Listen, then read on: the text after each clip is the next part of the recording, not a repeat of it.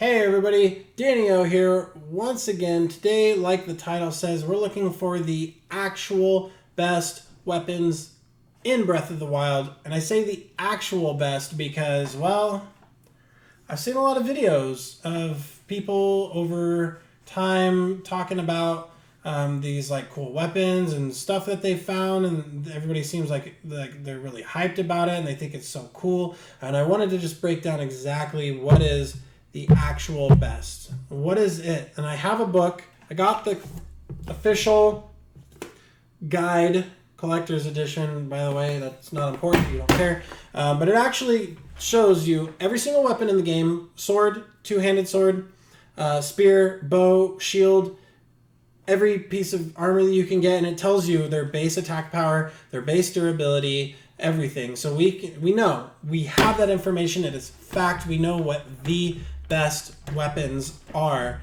in the game. And I'm going to tell you. Well, no surprise when it comes to the sword, two-handed, spear, bow, shield, really the Savage Lynel, everything kind of takes the cake on that one. Savage Lynel sword, Savage Lynel crusher, Savage Lynel spear, Savage Lynel bow, and Savage Lynel shield.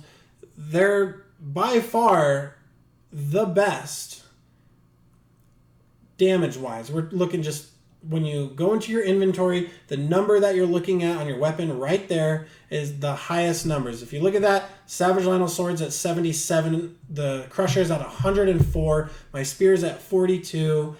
You just can't beat those numbers. However, we're just talking a plain old weapon. Just a basic, swing it, do damage, that's it. But if you go to the Colosseum here, and of course all over Hyrule, but the Colosseum is where you're really going to find these weapons. There are 3 tiers to this Colosseum, and as you can see, all of these weapons that the enemies are carrying are elemental weapons. And while they don't boast just raw damage, the effects that they do to enemies are just so powerful that you cannot pass that up.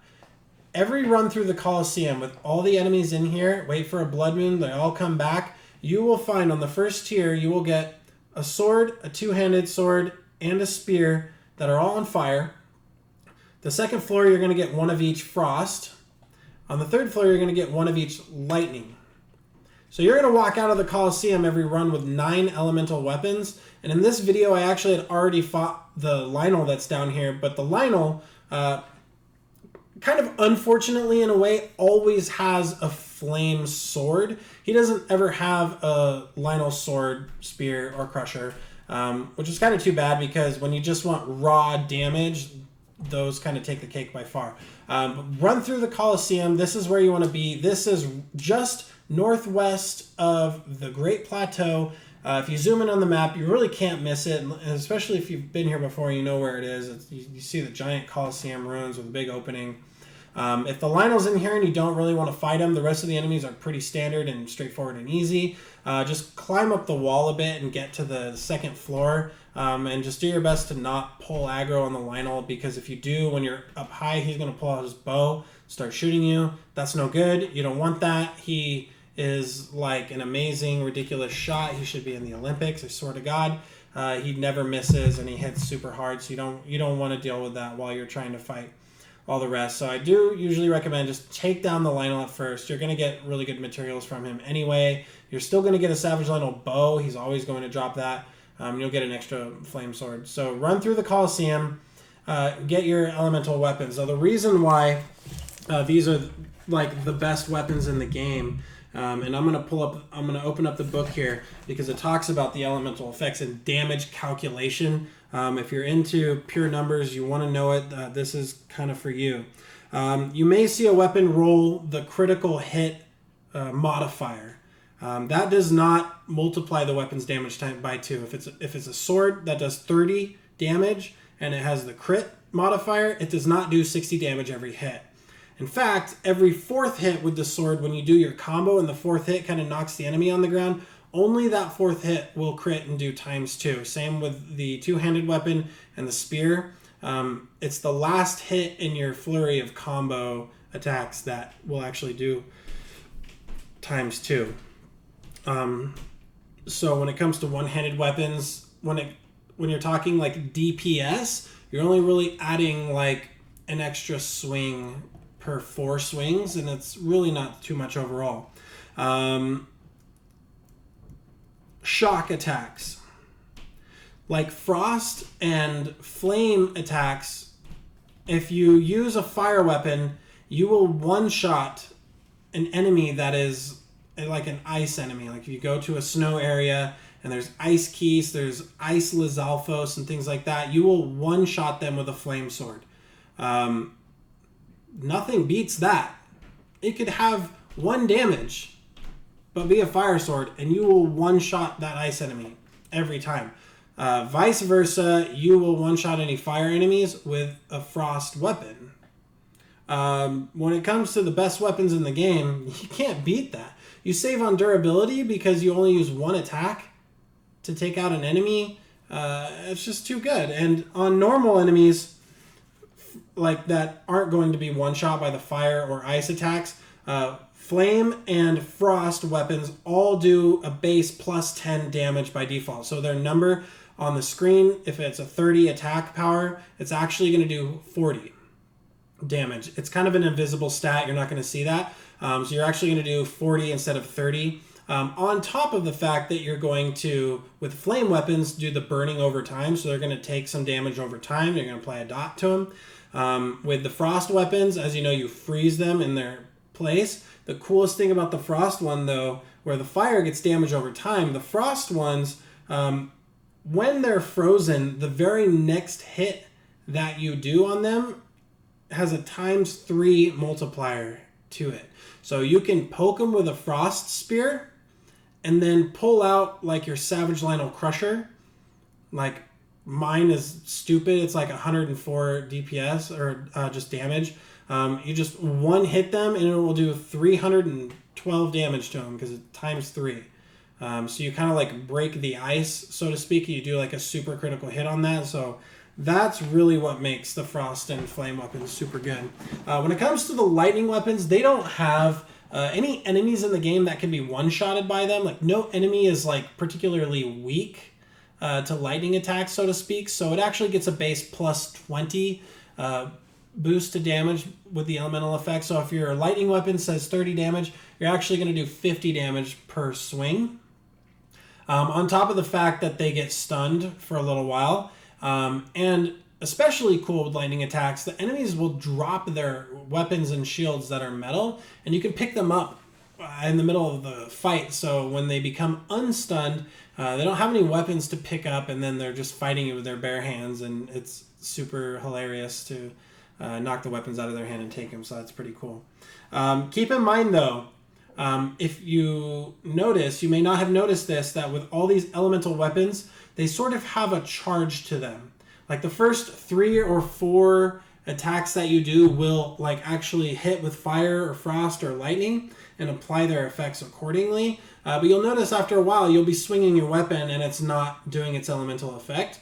If you just pause for a second, watch your weapon, you'll see like a charge, like a color go all the way out to the tip of the weapon, and it'll flash when it's ready kind of thing, and then it'll apply its attacks again. So that's a little bit of a downside to the elemental weapons. You don't want to like just flurry and go crazy with your weapons.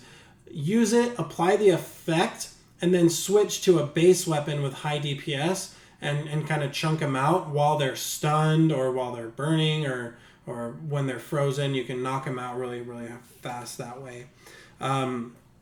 So that's really what makes the elemental weapons the best. And the Colosseum is just the easiest way to get them. You walk out with 9 elemental weapons every time you run through it. Wait for a blood moon, go get 9 more.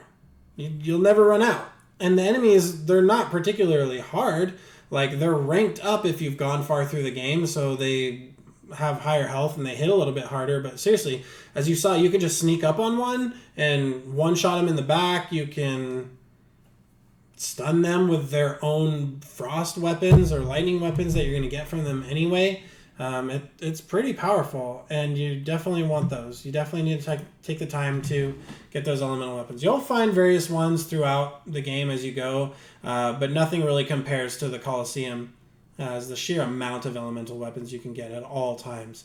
On top of that, you're going to want to have just some base, flat, high DPS, regular weapons.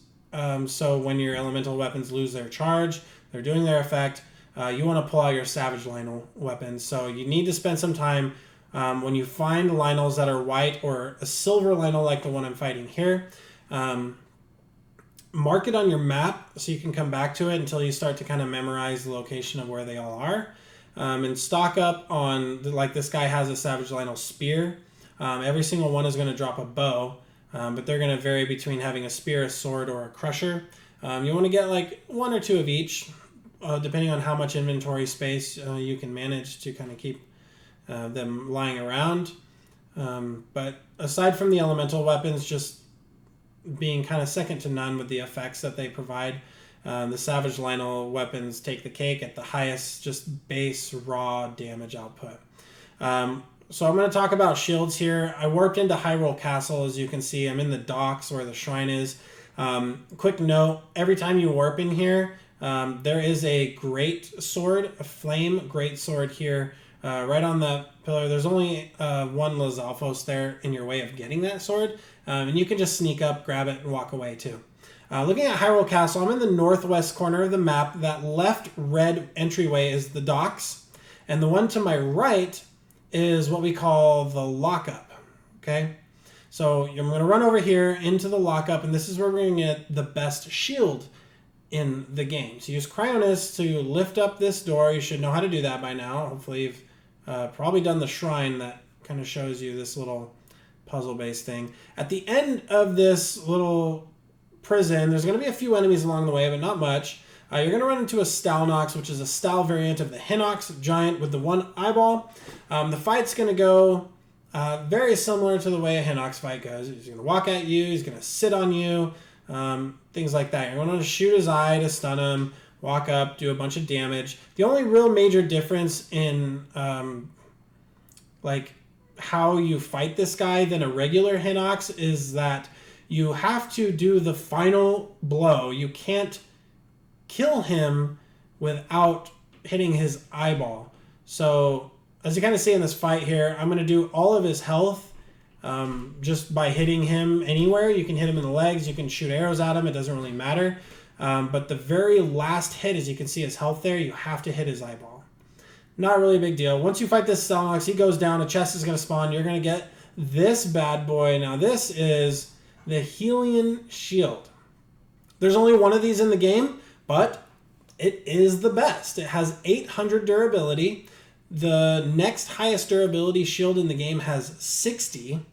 So you can tell that that's a big deal, which means that the shield's going to last a long time. It can take a lot of hits, but do keep in mind that there's only one of these in the game. And if you find it, you're going to probably be like me, and if anything, just save it for the fight with Ganon. Other than that, I keep it on my wall in my house. So next to the Hylian Shield, if you don't want to use it, you want to get it just for collector's sake, the next best shield in the game is the Daybreaker Shield, and this is the one you can actually get through the storyline by fighting Va Naboris, the Camel Divine Beast. Every Divine Beast that you fight, you get the champion's weapon. And with the one-handed weapon that you get is actually the Scimitar of the Seven. It comes with a shield because you can have a sword and shield with that weapon type. The other two are two-handed and you can't use a shield. So that shield boasts a 60 durability and some pretty high parry power as well. That's going to be the best shield in the game next to the Hylian Shield. And the great thing about this one is that if and when it breaks, you can make another one. It does cost a diamond, some flint, and some other materials, but you can keep making it as much as you want. Next to that, however, if it's another like collector's thing like me, I like to keep all the pretty things on the wall in my house and not use them and save them. The Daybreaker Shield's on my wall there as well. If we can see it on the right, I'm only looking at the two. The next strongest shield is, again, the Savage Lynel Shield. Just get those. Those are going to be the best ones. You just farm them from the Lynels. So that is it. Colosseum for elemental weapons, Lynels for the Savage Lynel gear, Hylian Shield and Hyrule Castle, Daybreaker from Vaughn and Boris, and Savage Lynel Shields. Yeah, so there you go. That's where you're going to find all of the best items in the game. Just sheer numbers and output. You cannot beat them. So there you go. All right, let me know down in the comments what you think I should do for my next video. Any other tips and tricks that you think I should take a look at? Are you struggling to find, I don't know, materials to do some upgrades? I've upgraded just about everything to the max, so let me know. I bet I could have something to help you out, and I'd be very happy to do it. So I appreciate your time in watching the video. Thank you so much for watching. Have a great rest of your day, and I will see you next time.